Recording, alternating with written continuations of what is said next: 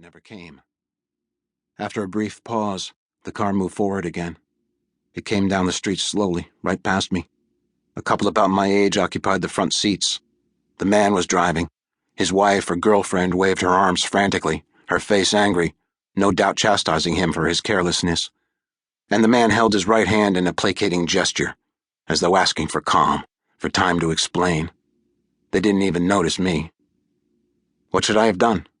Flagged them down and chewed them out? Pulled the man out of the car and pummeled him with my fists? The truth was that Caitlin had darted in front of them, and if she had been hit or run over, I couldn't have blamed them for the accident.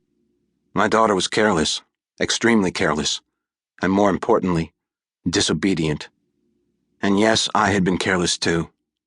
I had let her go too easily, too thoughtlessly. I deserved my share of the blame as a parent.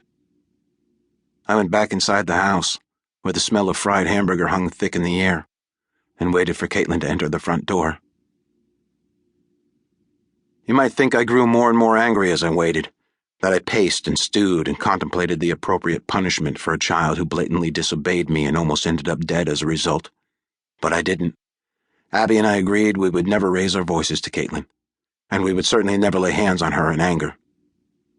About 30 minutes later, Caitlin came bustling through the front door. She strolled into the kitchen and bounded up onto a chair. I set the table with paper plates and napkins. Caitlin sniffled and carefully wiped her nose with a tissue. She looked at me, her face cheery and full of expectation. "Can we eat?" she asked. "Not yet," I said. "Caitlin, honey, I want to ask you something." "What?" I took a deep breath. "Did you cross the street while you were out? Did you cross the street without permission?" She didn't flush or blink or swallow. "No, Dad." "Are you sure, honey? Are you sure I didn't see you crossing the street?" Her voice remained calm. "I'm sure, Dad. I didn't." I held a paper napkin and twined it between my fingers.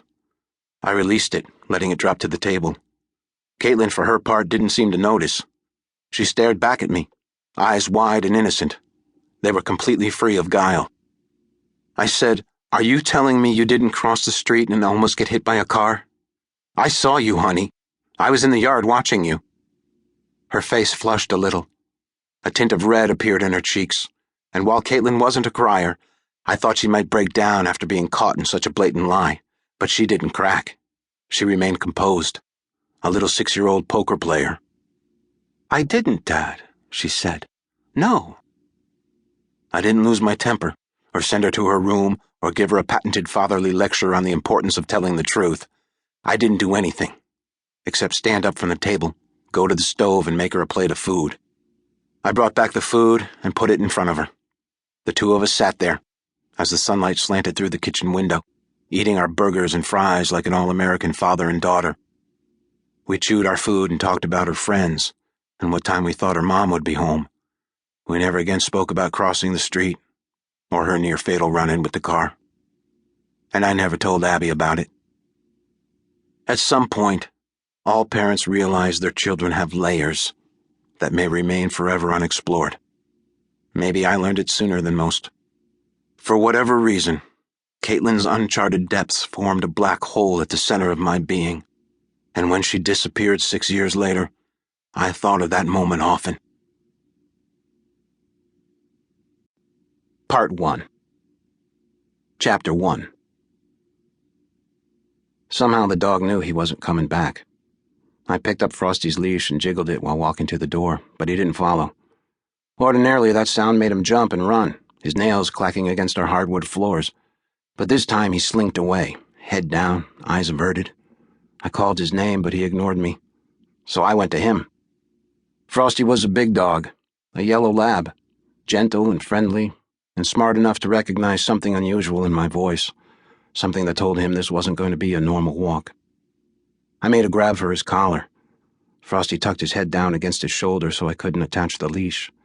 Up close, I smelled the rich scent of his fur, felt his hot breath against my hand. "Frosty, no."